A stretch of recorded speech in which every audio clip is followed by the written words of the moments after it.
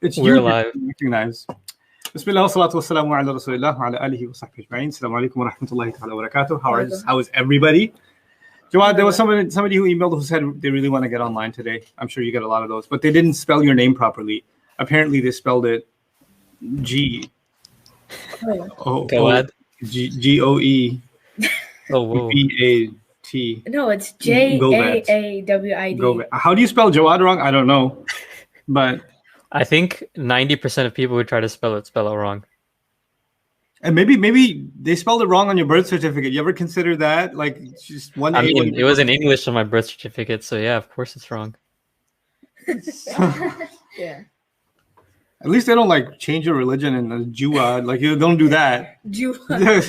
They have other kinds of misspellings. Gowad, Govit, Govat. You know, that's okay. But somebody misspelled and couldn't get it to you. Ustad COVID-19. Okay. Anyway, Javed, why don't you put on the screen so we can go over this fancy homework that I gave? Translate into English, into Arabic. Mariam, first line. Into Arabic? Oh yeah, that's what your homework was. Arabic for a sec. Okay. Assalamu alaikum wa rahmatullahi wa barakatuh. Excellent translation. That was a really good translation. Very good.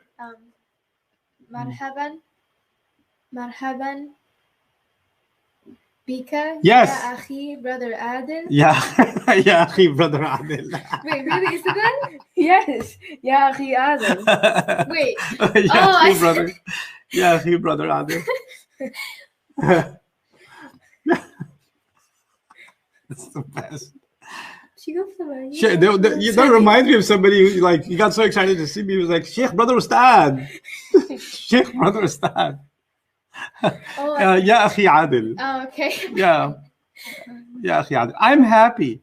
So Anna, it was Said, right? Saeed. Saeed. Anna, Yeah. Anna Saeed. See, Anta here, right? أنا سعيد أنت here.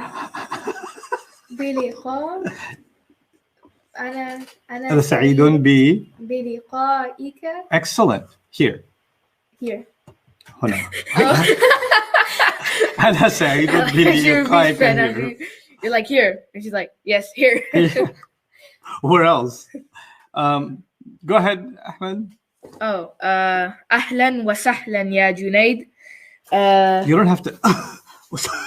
When you do ahlan, you can not cough yourself to death. Ahlan wa sahlan. أهلا وسهلا. Yes. يا جنيد. Okay, good. Hold on, is that a K? How are you? Oh, كيف حالك؟ كيف حالك؟ What you mean we do? حالك. Oh, كيف حالك? أنت is not cool. أنت is ka. أنت becomes ka. No, Yeah. كيف حالك? No, not ku. There's no ku. Anta is ka. Anti is ki. Yeah. So halu ka or halu ki is talking to a guy, so it has to be halu ka. حالك. Yeah. So why would you make the pronoun haluku? Oh, I did? Yeah, multiple times. Okay, كيف حالك? Yeah.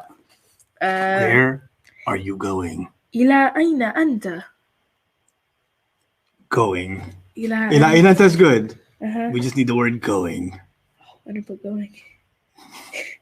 أين أنت? That word is gone. Oh, ذاهب. ذاهب. ذاهب, yeah. إلى أين أنت ذاهب. إلى أين أنت ذاهب. Well done. Mariam, translate into English again, into Arabic again. Alhamdulillah. Excellent translation. I am well. أنا آخر, right? أنا I forgot how to pronounce في it. بئر. No. I'm in a well. Wait. I am well. So أنا بخير. أنا بخير. بخير. بخير. Yeah, no. Yeah, it's true actually, but you Is really that want to mess accurate? with your head. Yeah, أنا بخير. Say it again. أنا بخير. أنا بخير. I'm going to India. Oh, أنا بخير. Oh, أنا Going. ذاهب. Excellent. Yeah. إلى الهند. With my family. مع I don't know how to. Yeah, you said it. You said it. You said it. Stop doubting yourself. You said it. عائلة وعن عائلة whose? my So add the my. عائلة E T. O T Mhm. عائلتي. Yeah, wait, start over. Now say this in Arabic. Alhamdulillah. Not Alhamdulillah. That's your aunt from Kabul. This is Alhamdulillah. Alhamdulillah. He does the when he doesn't need to, and you don't do when you need to. You're perfectly matched. Okay, Alhamdulillah. Alhamdulillah. Uh-huh.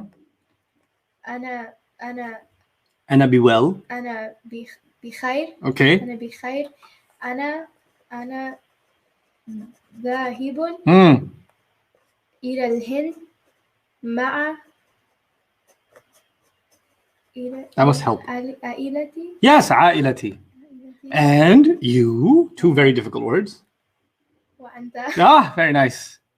You know, I said two very difficult words because in your mind, that's the first thing you think. Oh, another two hard words.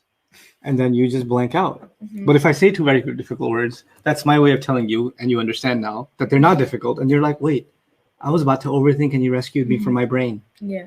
And then you didn't overthink and you got it. Very nice. Very nice. Okay. I am going. Oh, أنا ذاهب إلى You don't need إلى. إلى أبو ظبي. Abu Dhabi. Abu Dhabi. أبو ظبي.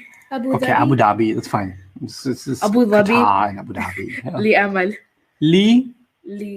لعمل. So look at the word work. Amal, yeah? Does it have a before it in English? No. Does it have the before it? If it doesn't have a or the, then you need al. Oh, so. If it had the, you'd still put al. Okay. If it doesn't have a and it's still a word, just regular word, you still put al. So go ahead. للعمل. للعمل. Very good. Translate. When is your flight? بمتى. Mm. And then Mo. Yes, Mo something. Yeah, Mo. Town. موعد. موعد موعد. فلايتك. طائرتك. طائرتك. أو طائرتك. One more time. متى. موعد. موعد رفع. موعد. Yeah, but it's a مضاف. Flight of أو yours. موعد. موعد. طائرة. طائرة. And there's a ta at the end. So طائرة. طائرتك. طائرتك. One more time. متى.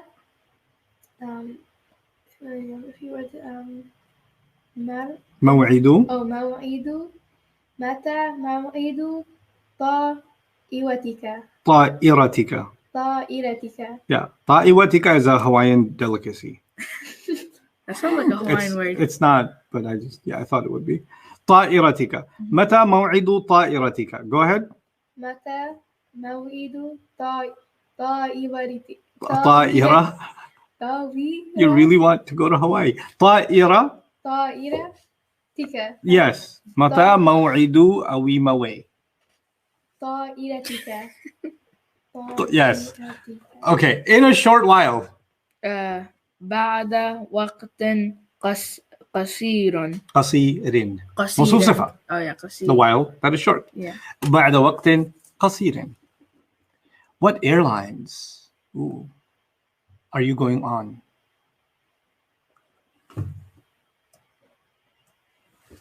That's a hard one.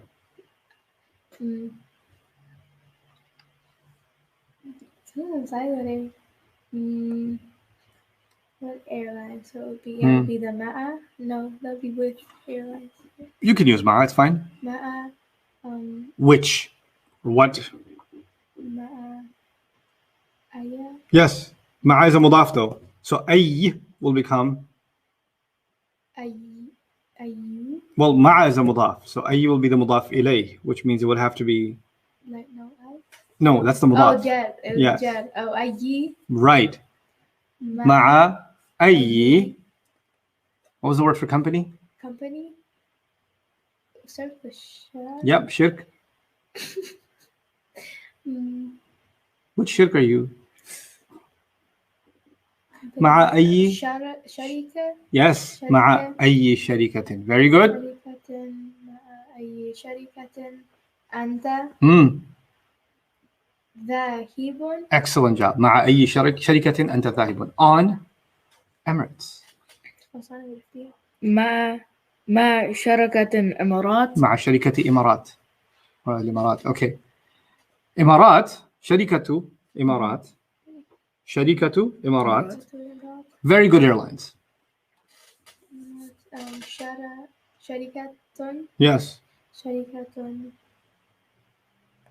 Good. Good done. جيدة. جيدة. شركة إمارات. شركة إمارات. جيدة. Okay. Or شركة جيدة. أو شركة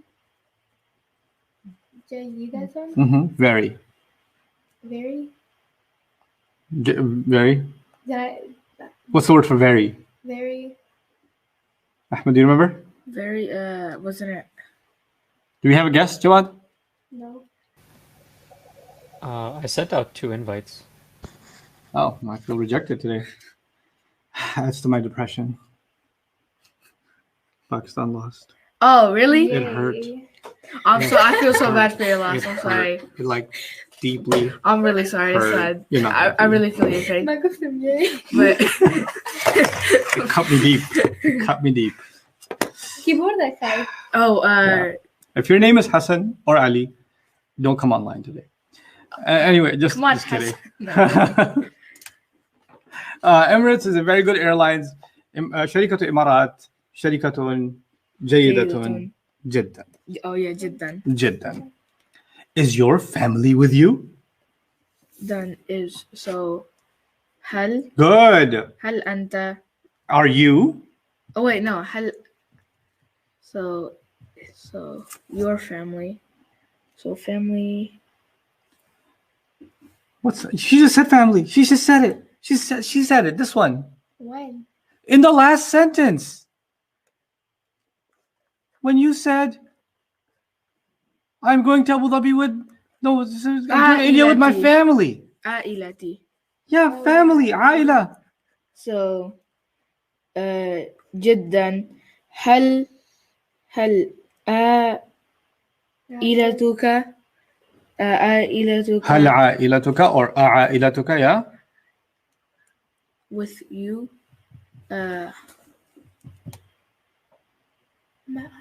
Good. مع. Good. معك. Yes. هل عائلتك معك? Mhm. هل عائلتك معك? That reminds me to share something with you that's obvious to many, but not obvious to new students. So I should share this with you. Read the word. عائلة. Say عائلة. عائلة. Okay. عائلة. When I said it, it sounded like there was no ta at the end. I just said عائلة. Yeah. But the moment I make this a mudaf, it becomes a ta. Okay? Mhm. So the same way when I say rahma, rahmatuka. Yeah. Okay? Sharika, sharikatu imarat. Yeah. So words that end with a, like that, you have to add a ta when you're going to extend them. Got it? Yeah. But when you say them just on their own, a'ila, sharika. There's no addition. Yeah. Got it? Who do we have with us? Assalamu alaikum. Alien. السلام عليكم أستاذ. Wait, we have another. Yes, we have 3. Okay, Wait, so so let's one. see. We have Rahma. Rahma, assalamu alaikum. Walaikum salam. Where are you calling from, Rahma? We've seen you before. Yeah, Austin, Texas, Ustaz. Austin, yes, Austin. PhD. Yes, I am. Hey, yes. And we have Dr. Mahnaz. Oh my God, you're going to town, Jawad. Is the entire dream program online today? No, I guess the first 2 who I sent the invite to decided to join as Okay. well now. So, Shaira, Assalamu alaikum, Ustaz. Walaikum salam. Where are you calling from? I'm calling from Uzbekistan. Uzbekistan. Do they all like the taste of headphones? I'm just kidding. Is my voice clear, Ustaz? Very clear, very clear, very clear. Then we have Mahnaz. Assalamu alaikum. Assalamu alaikum, Ustaz. Wa alaikum The salam. voice is not clear actually. Yours or mine? Now it's clear. Okay. Your voice is also clear. Where are you calling from? I'm calling from India, Delhi. So we've got Delhi on the line, we've got Uzbekistan, and we just lost. Okay, so anyway, Gulnaz, you're from Pittsburgh, am I right? I'm from Kyrgyzstan, but from United States. Pittsburgh, right? Or no? Hershey. Pennsylvania. I was close. Yeah. Huh? Australia. Shout out to I'm joking. Yay. You again. You again. I know you. Oh, yeah. It's illegal time. He's too cute. Stop on your next exam. Okay. Emirates is a very good airlines. Is your family with you? Let's just see. Let's do the next one. Let's see if any of you can do it. No, they are in California. Let's start. Wait. Let's show a little mercy. Rahma. Get it. La. That was good. I got that. La. La. Mhm. Home. Fi California. Home fee, California. Ooh, how many children do you have? Gulnaz. So Ila is an R. Kam awladan. No, kam is never followed by a plural, even though it's always followed by a plural in English. In Arabic, it will always be followed by singular nasab common. And we will translate it plural. So awlad is plural, so you can't use it. Are you frozen in the internet or in real life shocked by my answer? No, that boy's too still. You're frozen. You're actually frozen. Okay. Dr. Mahnaz, what do you think? How is How many? How many is one word? I forgot the word. Kam. Kam. Kam. Kam awladun. So kam awlad is plural, right? So here's the exercise we did yesterday. Let me remind all of you. Kam means how many. Yeah. Okay, how many? And if you want to ask how many books, how many cars, how many religions, how many children, how many anything, right? Common nasab. Kam is followed by a word that is singular, common nasab. One common nasab, always.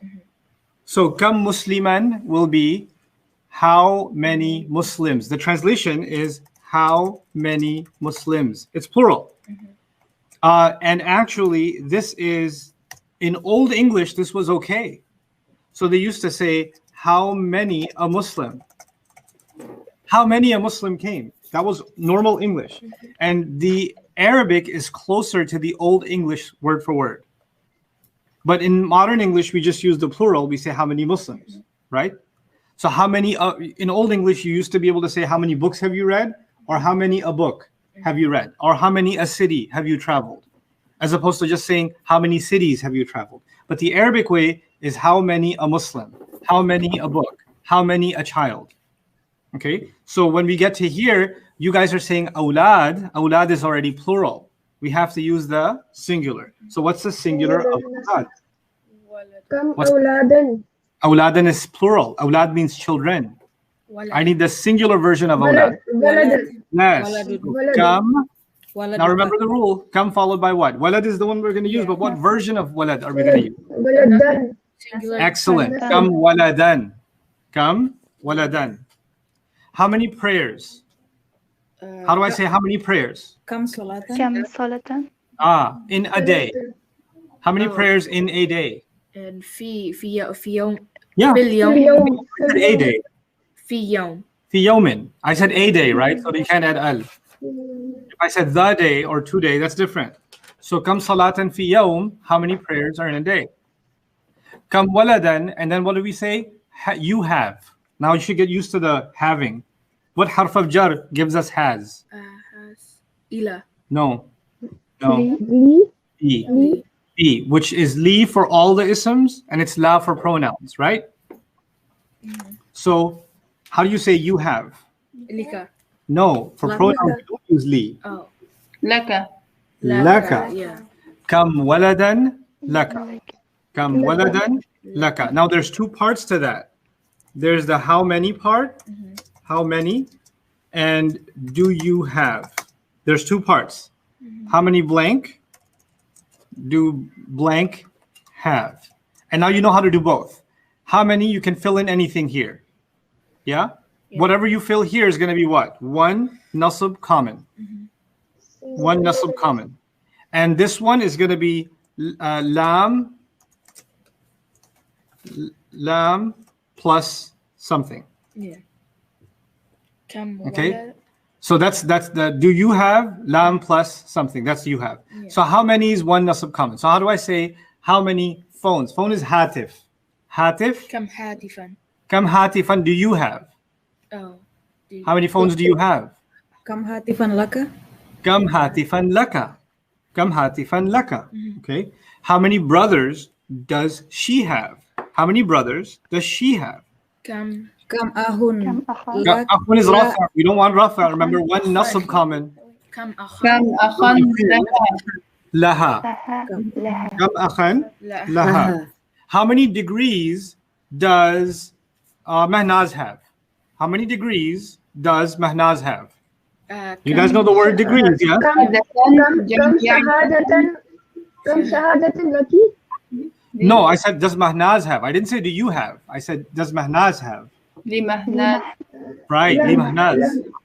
Kam shahadatan li Mahnaz. Okay. How many surahs does the Quran have? كم Kam suratan suratan li Quran? Lil, للقرآن lil, the Quran, right? Kam suratan Lil Quran. lil Quran. How many ayahs does the surah have? How many كم ayahs? آية Kam ayatan كم آية lil surah? Lis surah. للسورة Kam ayatan lis surah. How many hadith does Bukhari have? Kam hadisan كم حديث Hadithan. li Bukhari? Hadithan Lil Fil- Bukhari? fil Bukhari. Oh, fil Bukhari. How many rules does Surah An-Nisa have? كم Hukum is rules. كم Kam Kam hukman Kam hukman li للسورة li surati لسورة النساء. النساء li surati An-Nisa'i. Kam hukman li surati An-Nisa'i. Okay. How many names does the Prophet have? How many Kam- names Kam does the isman Prophet have? كم اسما Kam What's the word isman name? lin nabi للنبيين Good. Kam isman. اسما lin Kam nabi isman lin nabiyyi. نبي Kam isman lin nabiyyi. You understand this format? yeah So now you know how to ask how many does blank have. Okay? And it doesn't need, you don't even have to have, you can say in, right? So you can say, for example, how many days in a month? How many days are there in a month? Now you know the word for day? yeah Kam yeah You yawman know, you know what the day for month? The word for month? Shahr, like Shahr Ramadan. Kam yawman fi shahri? I said how many days are in a month? Yes, a month. كم So should شهرا be, well, that's how many months? oh wait no واحد كم يوما Kam yawman Yawman fi shahri? fi shahrin. oh yeah Fi shahrin. Why am I using fi? Why am I using shahrin and not ash-shahri? oh because Because Because I didn't say in the month. I said in the a month. not the man. Yes. And that, so the word for year is sana. Sanatun. Kam shahri? Sanatun. How many months in a year? Kam shah شهرا shahran fi sanati? Fi sanatin. Kam shahran fi sanatin. Very nice. How many students at in Bayina Institute? Or how many students at Bayina Kam Institute have? taliban? Kam Kam taliban? taliban Fil bayyinah? Fi ma'hadil bayyinah? لمعهد البينة. كم طالبا لمعهد البينة. How many students does Bayina Institute have? If you said كم طالبا في معهد البينة, that's still an okay question. It's a different question. How many students are in the Bayina Institute? Okay. Yeah. صلى. What does صلى mean? prayer He Pray? prayed. yeah he prayed What's the مضارع? صلى يصلي يصلي ولا صلاة فهو مسلم good. Excellent. مصل. Now give me the رفع, نصب and jar of مصل. مصلى مصلون No, Musallin. مصليا Hadin. Hadi. You remember Hadin, the three? They were weird. Hadan. No, there was no Hadan. Hadiyun. No. هاديا Hadin. هاديا Hadin. هاديين Oh yeah. هادين Hadin. Hadiyan. Hadin. This is what happens with naqis when you have an ism fa'il. Hadin. Hadiyan. Hadin. Da'in. دائيا دائين Da'iyan. Da'in. Da'in. Da'in. Sorry. Da'in. If I say mulqin, Mulkiyan. mulqiyan, ملكيا mulqin, mulqin. Okay. Muhtadin, Muhtadiyan. muhtadiyan, Muhdin. and then muhtadin. Yes? Now you just gave me musallin. Musallin. Give me three. Musallin, Musalliyan. مسليا مسلم and then musallin. Okay. Now, my question is, what does musallin mean?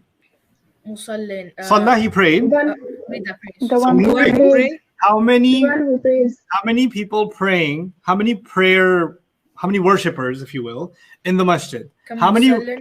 No, you كمصلين مسليا مسليا Kam musalliyan fil masjidi. في مسجد Kam بالمسجد musalliyan fil masjidi. How many people praying in the masjid?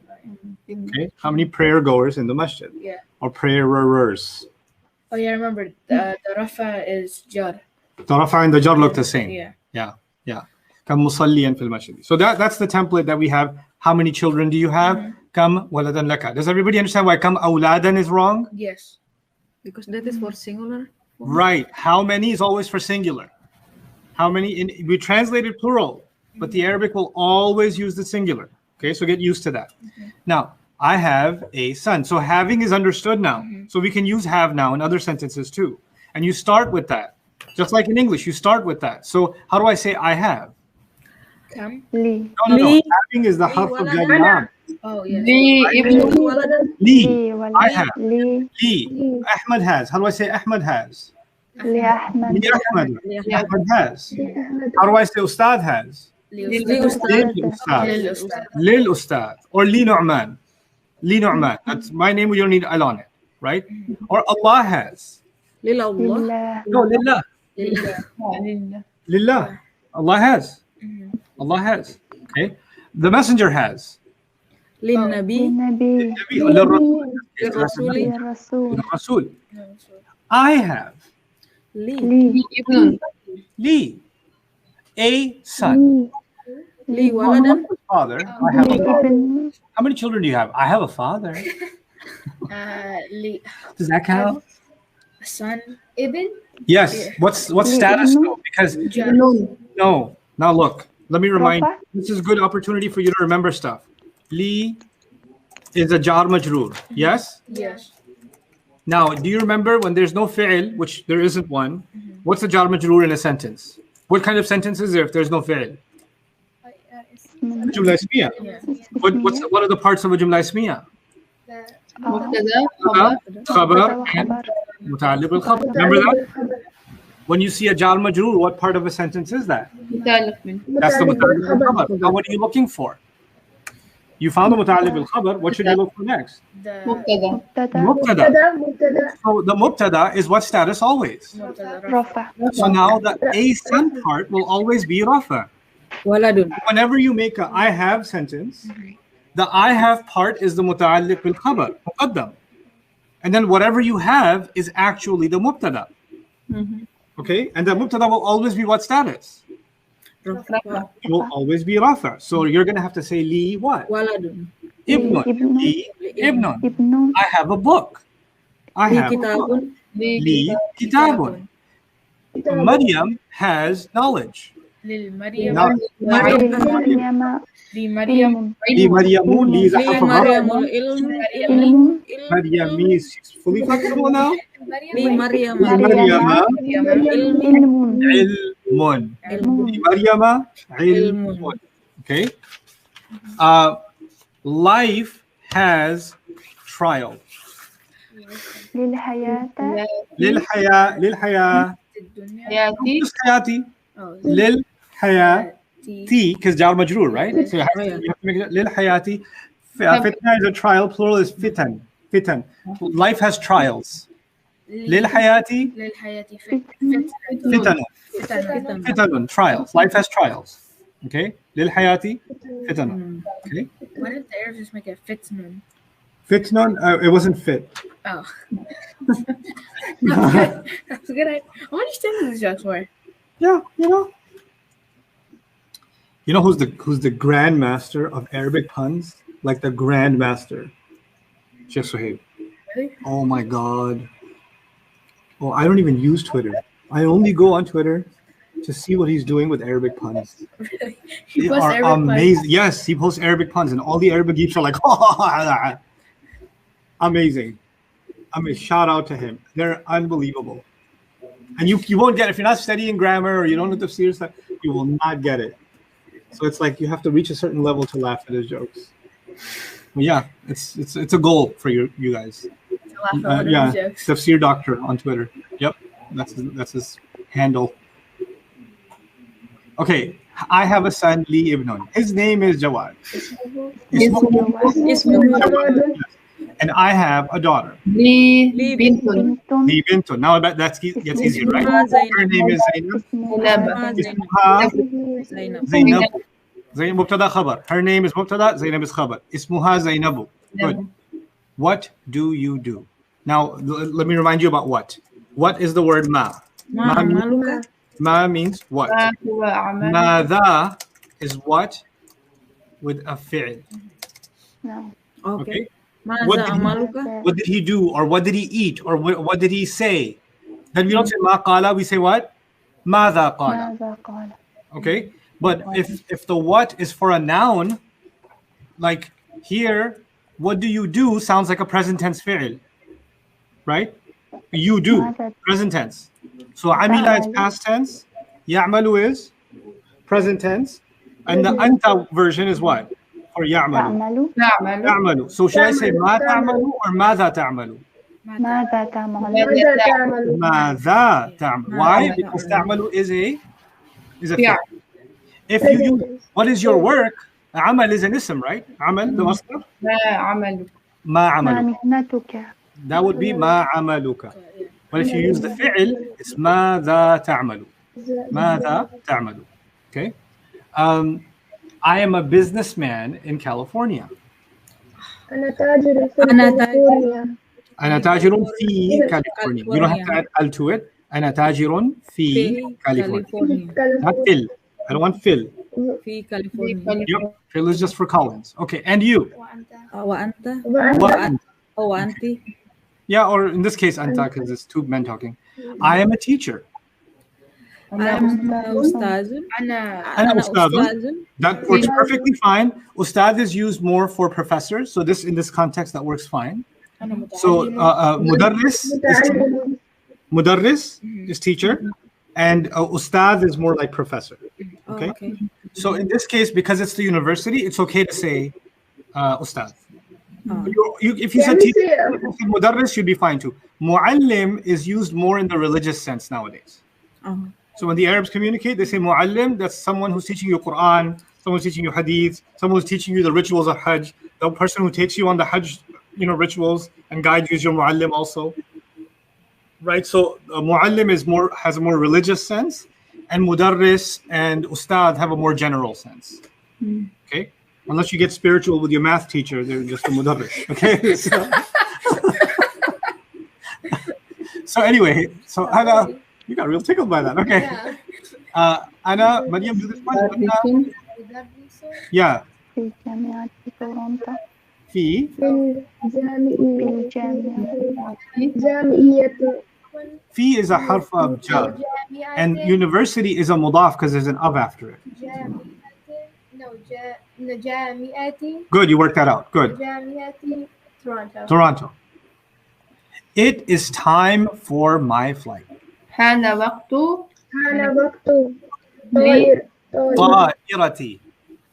حان للطائرة وقت طائرتي. طائرتي Let's say that together. Hana waqtu Hana ta'irati. waqtu طائرتي. Hana waqtu ta'irati.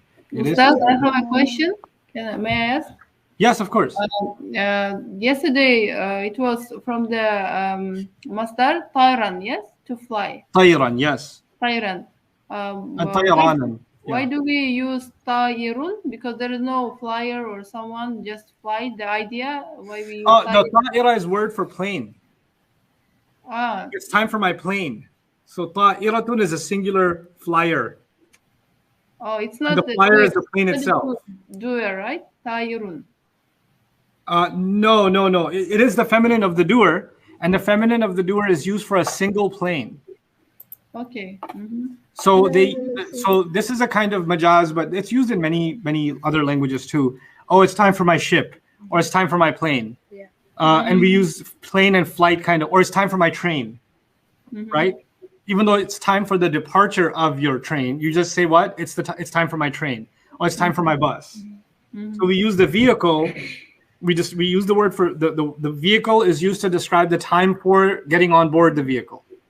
It just becomes, it's ijaz. It means that you're using lesser words to get the point across.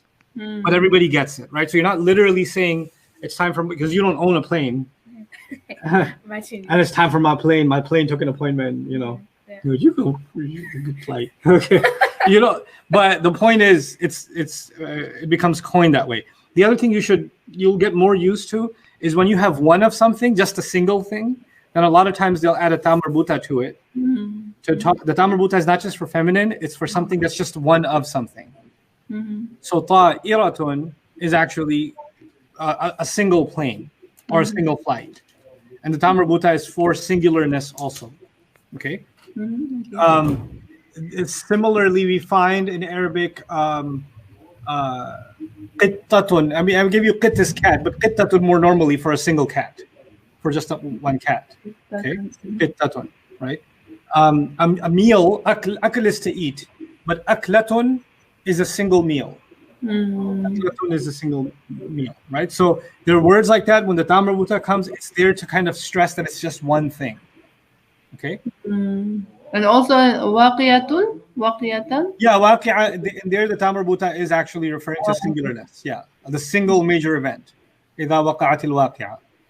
Okay. Or haditha and things like that. Right? So it is time for my flight. Hana maw'idu ta'irati.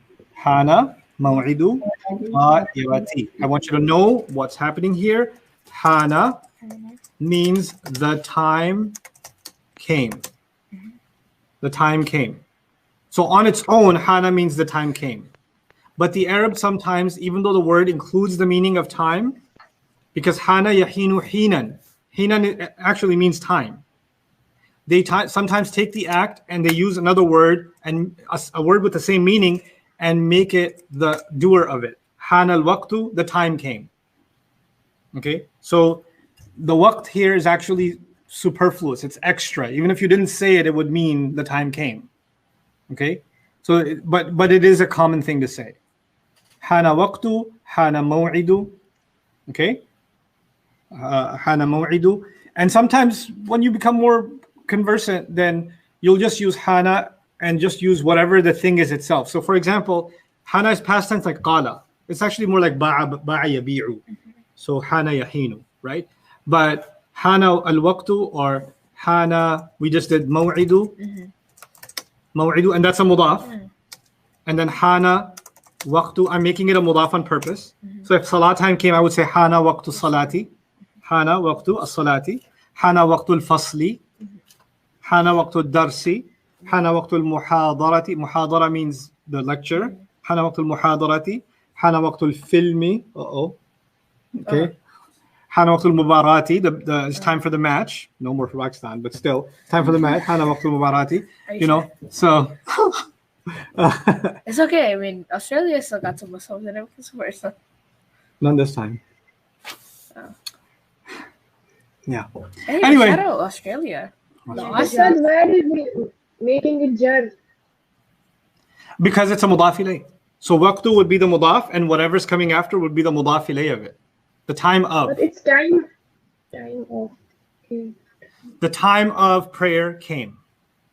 So it's the time that came, but the prayer still after of. Yeah. So the time of prayer and then came. So hana waqtu salati. Okay.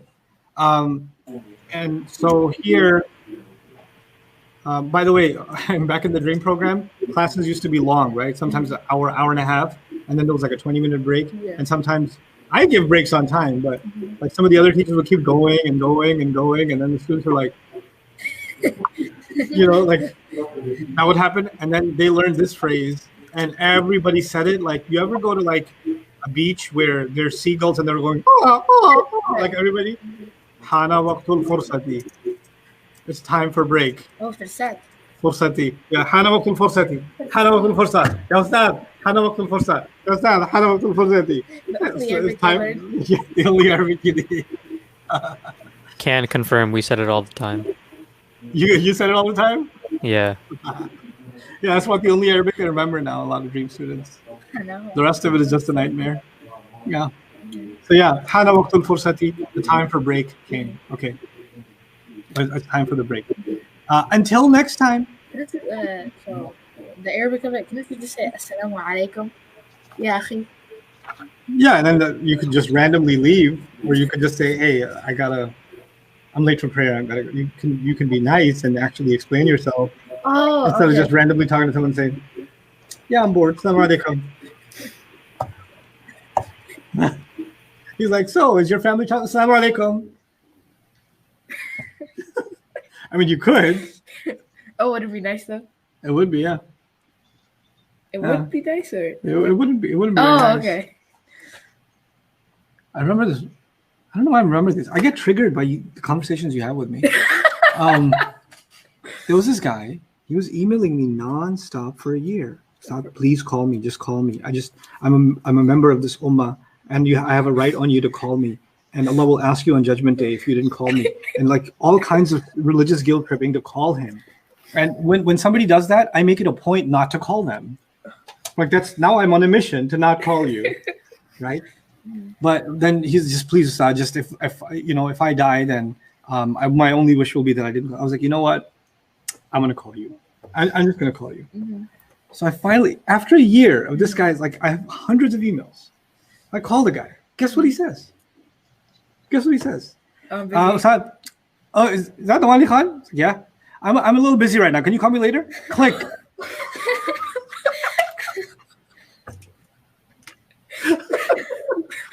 It's like he was for sure calling you. Oh, he got me good. That was a lot of work he put in to get to that. I hope he recorded it because that was good. I was solid impressed. I was gonna say, well, so when can I call you back? Please, can I call you? No, the way he turned those tables. Anyway, until next time.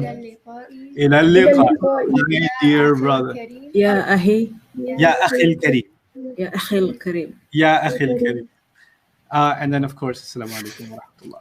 So إلى what? إلى اللقاء. إلى اللقاء. يا أخي الكريم. يا أخي. يا أخي. يا أخي الكريم. Yeah. We can say also في أمان الله. You can say في أمان الله, in God's care. This is speaker say Allah Hafiz. Yeah. Allah Hafiz. I didn't know. I was bad at Urdu at first, and every time family got together and Desis, when they depart, they say Khuda Hafiz, Khuda Hafiz. I didn't understand what they're saying, so I thought they're saying this because Khuda is God, right? Yeah. So I was like Khuda Hafiz. That's what I thought they were saying for the longest time. Like Allah's gonna fix everything. Like something's wrong. Like Khuda fix everything. Khuda fix. I'm like, okay, I guess he will fix. But what they were saying is Allahu Hafiz. Khuda Hafiz. Yeah, we said But this. yeah. You guys say it too? Yeah, Hafiz. Yeah, you guys made it into fis. What does it mean? Allah Hafiz is that? I mean, Allah Bengali guard. friends. May Allah guard you. Hafidh is to guard, right? Khuda fix. So then when I was teaching it to my kids, I was just talking, I would just say Khuda fix all the time. Hafiz. All right, Khuda fix. This just made it a thing. Anyhow, so that was a good review of yesterday. I thought you guys needed a review. I wanted you to struggle with the homework and then come back and kind of refresh it and pick up these skills. Because the point of it is not just for us to finish the book or finish these chapters, but for you to gain these skills, right? I'm mentally preparing you from now. Right after the intensive, there's going to be a big, bad exam on the first 10 chapters of this book. You will be responsible for all the vocabulary, all the phrases, anything that's said in English, you should be able to say in Arabic. Anything that's said in Arabic, you should be able to pronounce perfectly. Anything that's said in Arabic, you should be able to put the right harakat on it. You need to have the first 10 chapters of this down packed. And the only way you will get there is from now, if you perfect chapter 1 on your own, and perfect chapter 2 on your own until it is absolutely second nature. Some of you are really, really obsessed with learning all the things I have not yet taught you. Ustad, how do I say this? And what do I do with this? No, you are horrible at this right now, which means unhorrible yourself with what I'm teaching you, then worry about learning other things. Don't worry about all the vocabulary you don't know. That is not your concern. Your concern is these 10 chapters. We're on 7 right now, aren't we? 6, 7. 7? Yeah, Sabi, I think. Yes, So Sabi. 7, yeah. Yeah, so we're on 7 right now. So 8, 9, and 10 in the next couple of weeks, or however far we get. But be mentally prepared for all 10, right? And your job is to master this stuff. Like if you are reading chapter 1, it's like you're ready to teach it. You have that kind of flow. You know nothing else about Arabic, but man, chapter 1, you have a PhD, like Rahma, like you're solid. Okay, that's you make the great things are accomplished by students, professionals, athletes. Anybody accomplishes great things when they set short-term goals to perfection. You don't say, "Oh, I want to accomplish this in this year." You're not going to get there. No, what am I accomplishing this week or today?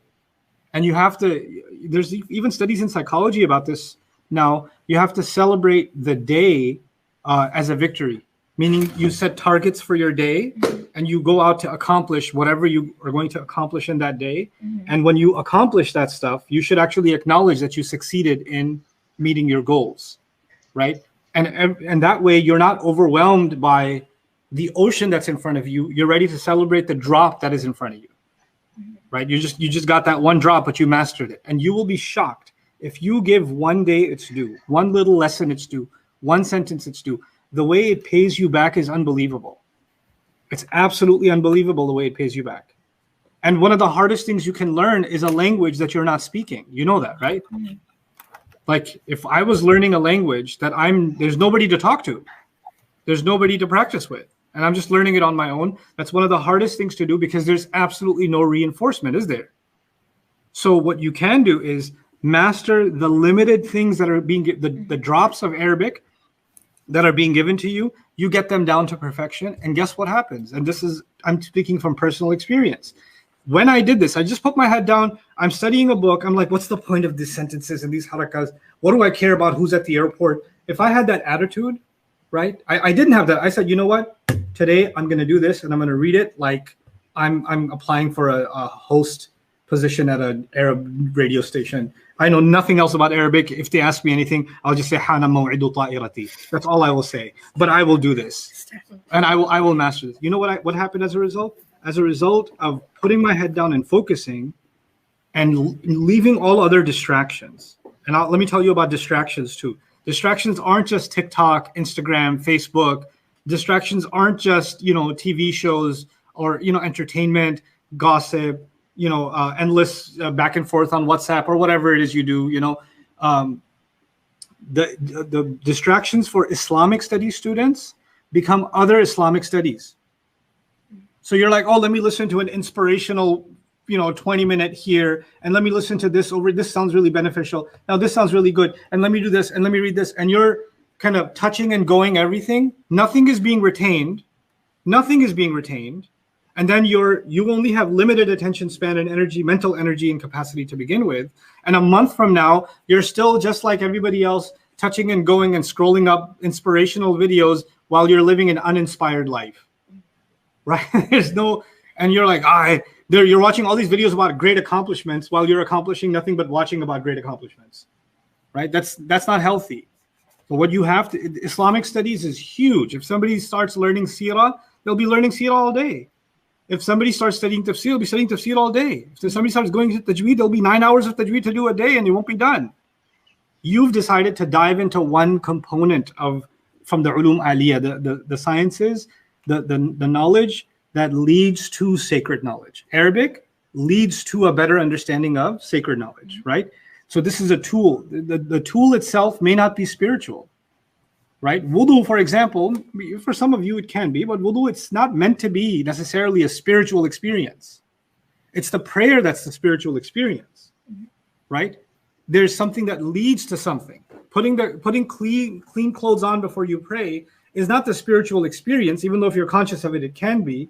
That's not the goal. It's just meeting a requirement. But the real thing is the prayer itself. The same way when somebody was memorizing Fatiha or correcting their ayn and ghayn and whatever, then it may not have been a spiritual experience to sit there and memorize. It may have been frustrating. But it led to a spiritual experience when you're standing there in prayer reciting the Fatiha, right? So the same way, Arabic studies can be about going to airports and questioning, whether it's interrogating somebody like, you with your family or what? You in India alone? Huh? What's going on? I'm curious.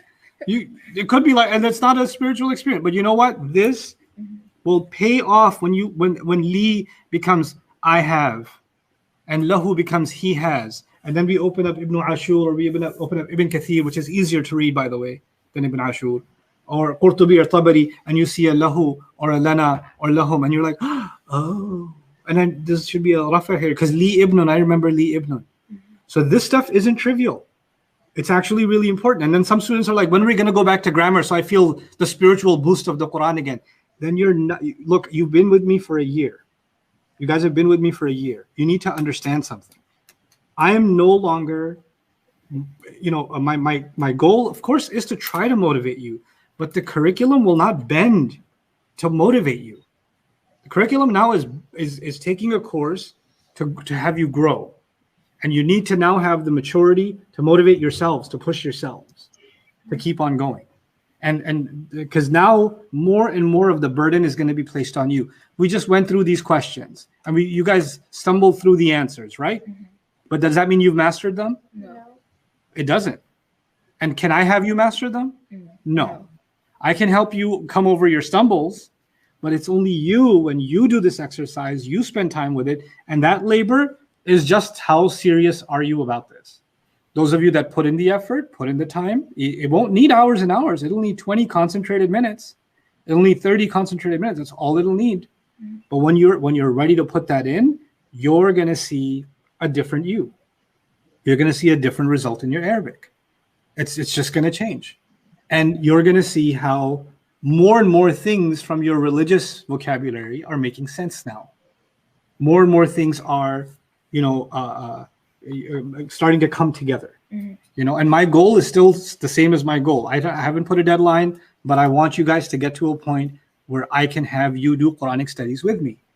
That's my actual goal, is to have you watch, not just teach you, but to actually give you assignments and study Quran together, and get you to a point where you can engage in interactive Quranic studies. That's Bayna's global goal. And I could do that right now with a bunch of, young men, women that have graduated from Islamic universities. They already know Arabic. They already know their stuff. But I want to create with you guys, I want to create a different kind of example.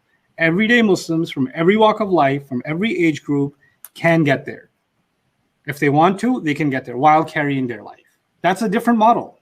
That's not somebody who left everything and then went and studied Islam. May Allah reward them, but not everybody can do that.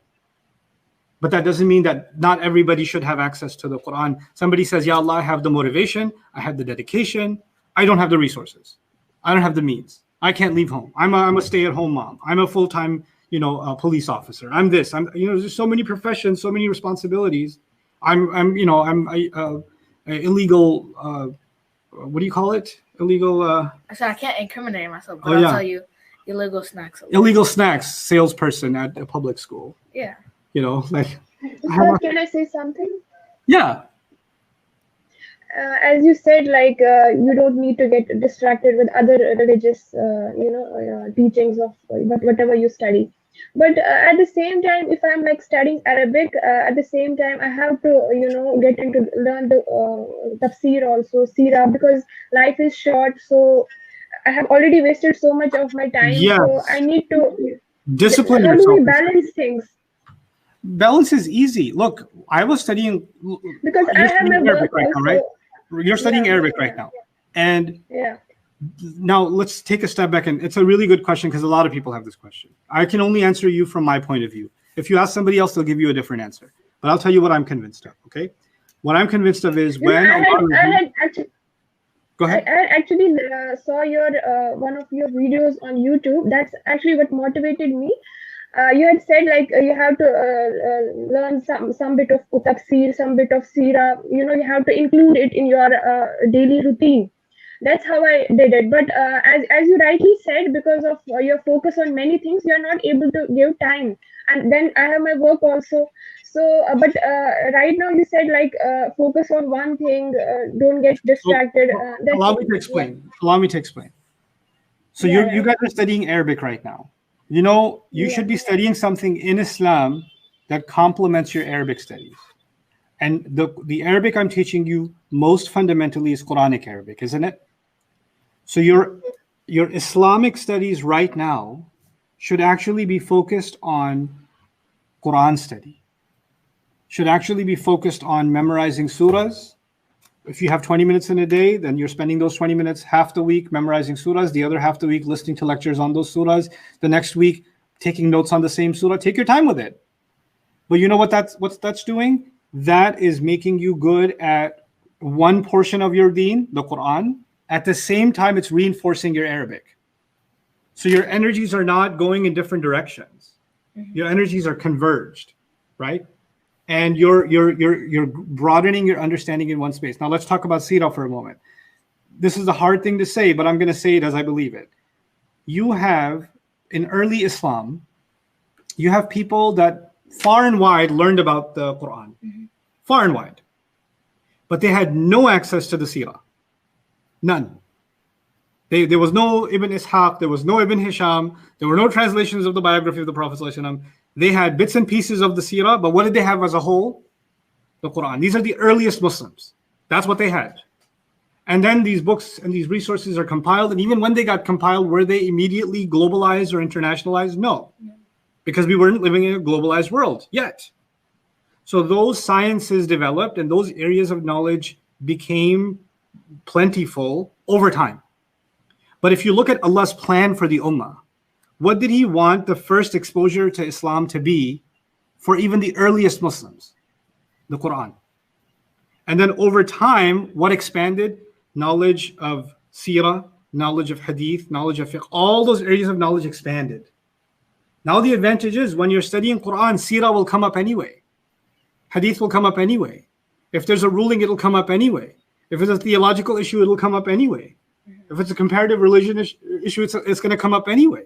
So the heart of our religion is actually the Quran. What happened over time, which is, I may be considered controversial for saying this, but I don't care. This is my conviction. This is my absolute conviction. After 20-some years of trying to understand this religion, this is what I'm convinced of. What I'm convinced of is the Quran no longer took center stage in the learning of Islam. The Quran became a topic like other topics. And then the Quran became a reference, meaning if you want to prove something is halal or haram, or something is kufr or shirk or whatever, just use this ayah as a reference to give your dalil. So the Quran is a dalil reference, but it's not, you're not studying the Quran for itself. You're studying the Quran because, in fact, you're not even studying it. You're only pulling that ayah so you can, the more important thing is this book that was written that isn't even the Quran. It's about some subject and then has the Quranic references. And the thing that really bothered me, it hurt me in my heart, is when it started happening to me. I was studying something about the seerah, something about fiqh, something about sharia, some other topic, right? And I'm reading, and you're reading what the sheikh has written, and then he quotes an ayah, right? And then he goes on. And guess what the only part is that the students skip? The ayah. They're like, oh, that's just the dalil. Let me go on to what the sheikh said. Psychologically, what just happened? Psychologically, the scholarly writing, which is secondary, became primary, and the thing that came and changed the word of Allah, became what? It became secondary, right? My entire view of Islamic studies is that we should prioritize the revelation, like the revelation itself. And when we do that, I'm telling you, our lens changes. Like the way you see your religion changes. the way you see others changes. It completely changes. Because some people wear a fiqh lens and they see the world with the fiqh lens on. It's true. And they see everything in terms of halal, haram, makruh, mandub. That's what they see. That's Islam. You know, they're looking at it from a point of view of the madahib. That's it. Other people put a aqidah lens on. And when they put that lens on, they're looking at, is this Muslim doing shirk? According to this writing, this one's doing shirk, this one's shirk, this is kufr, this is that. They're just kufrifying and shirkifying left, right, and center. Right? And we have to, brother, we have to warn against this one. We have to warn against that one. And we have to refute this. Oh my God. Do you know Surah Al-An'am? No. More importantly, aqidah. Okay, aqidah is really important. But where do you think the aqidah came from? Where do you think that this study of our religion came from? The worldview that the Sahaba had. Did they have separate courses for it? No, they were contemplating the Quran. They were contemplating the Quran. But the Quran now is just a reference. It's simply a reference.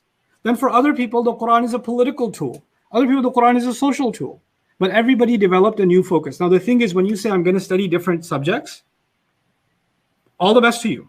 You should and you can. But I no longer hold the view that I recommend you just go start learning any which subject. That's not my recommendation. Somebody else will say, no, you have to study all the Islamic sciences at the same time. Respectfully, I don't hold that view. I hold the view, first give Quran its due. Give it a few years. Try to internalize it. Because the basics of you as a Muslim, you already know. You have to pray. There are some things that are haram. There's some things you shouldn't do. Everybody knows that. There's no complication. There's really the fundamentals of our religion are not complicated. 99% of it is very straightforward. So unless you're going to Hajj, for example, okay, fine, then study Hajj. Study the fiqh of Hajj. Study the sunnah involving Hajj, fine. But until you're able to say that I put my heart and soul into learning Allah's words, which is what the Risala was, right? It was fundamentally the Quran. Fundamentally. I could talk about this endlessly, but I'm going to wrap this up real quick and tell you, like, for you to balance your studies, be clear. You're putting hard work into Arabic studies because you want the word of Allah to affect you directly. And you want to be able to understand it and contemplate it the way it was meant to be contemplated. And once you start doing that, I'm telling you, your study of hadith, your study of seerah, your study of fiqh, your study of other things will just get illuminated. You'll just see it different. You'll see it more beautifully, you know?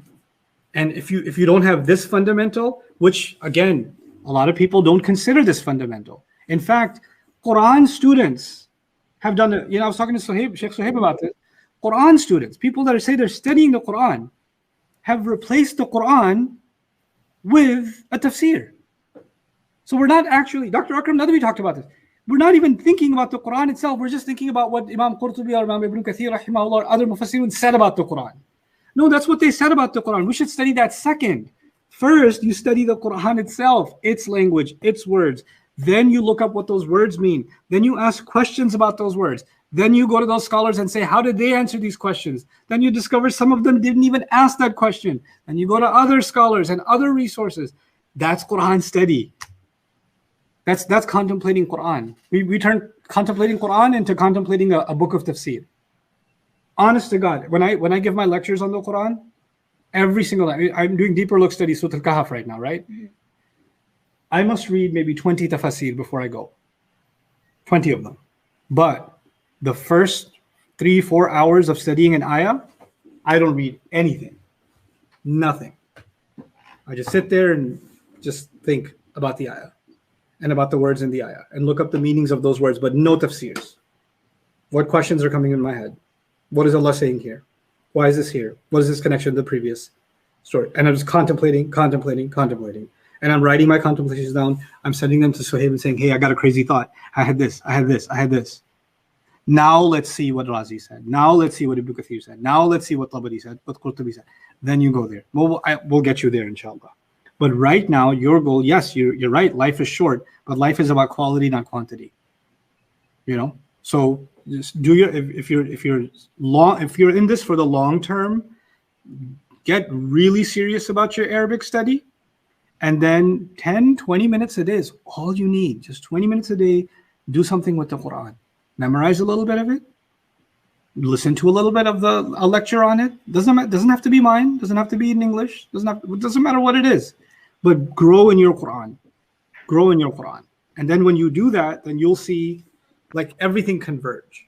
And then eventually, I eventually plan on teaching the seerah. I didn't tell anybody, but I'm planning on teaching the seerah. When I'm done, when I feel I've done my work in the Quran to an extent, and my Quran work will not be done, I don't know. Allah gives life. I don't know how long it'll take. But and when I do the seerah work, I don't want to do it like what's already been done. That's not what I want to do. I want to take a Quran approach. I want to open up the Ibn Ishaq, Sayyid Ibn Hisham, and I want to ask the question, there are these events that happened in the seerah. How come not all of them are talked about in the Quran? Which incidents did Allah talk about in the Quran itself? You know what that would tell me? That would tell me that everything's happening in those 23 years in the Prophet's life.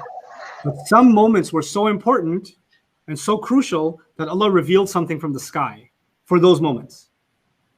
So not all moments are of equal value. As far as revelation is concerned, there are some moments that are far heavier than other moments. You see that? So you know what that is like? That's like the pillars of a building that are holding the whole building together. So I want to do a study of the seerah based on those pillars first. Let's understand those pillars where Allah intervened and commented directly. Let's understand those first and then build our understanding of the seerah around them.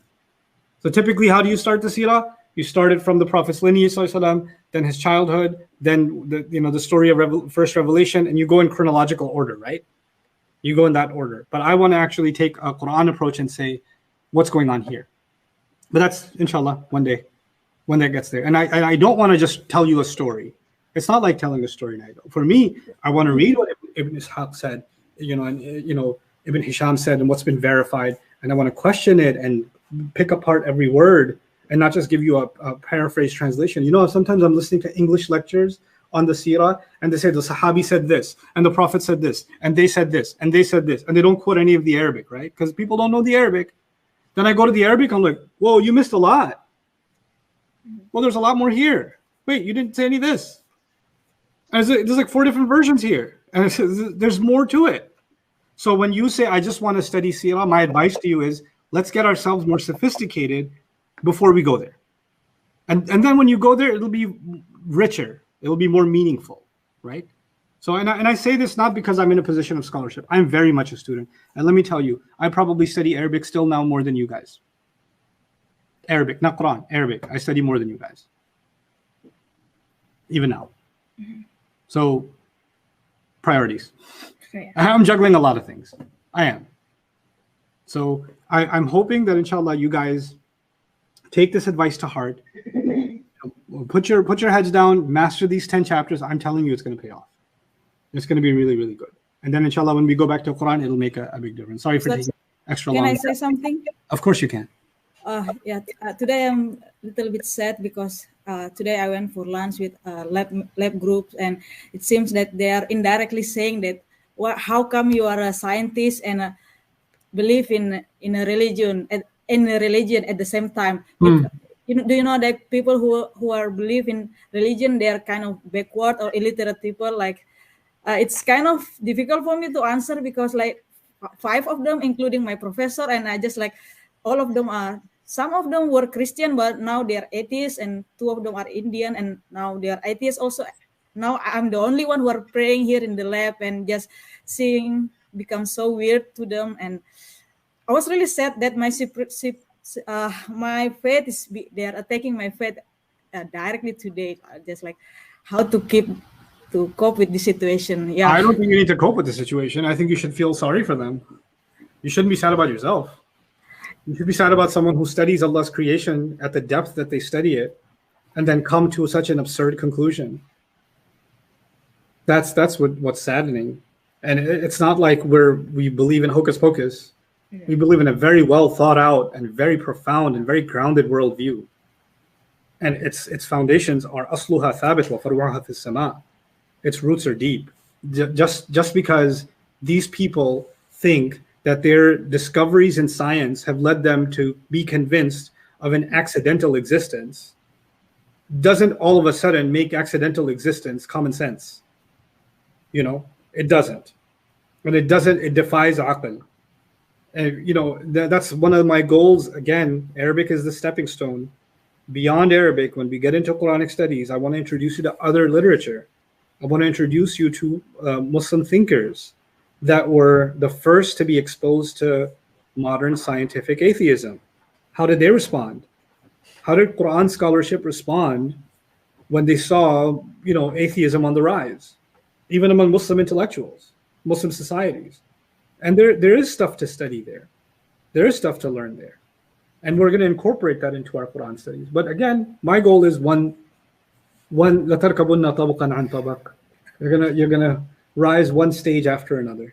You know, one phase at a time. But don't be disheartened by that at all. Oh, you say, yeah, you know what? Yeah, consider me unscientific. It's okay. You know what? Just let it be. Let it be. And one day you'll be in a position, I promise you, where you'll be putting questions to them, and they'll go home and feel bad. It's coming, inshallah. Good. Thanks. You're quite welcome. All right. Okay, all right. I'm gonna Alright. not give you a dad joke today. Bye, guys. Alright. Assalamualaikum guys. Remember, do your best and Allah will do the rest. Hana waqtul fil. Jazakallah khairan. Assalamu alaikum. Iyakum. Assalamualaikum. Alaikum.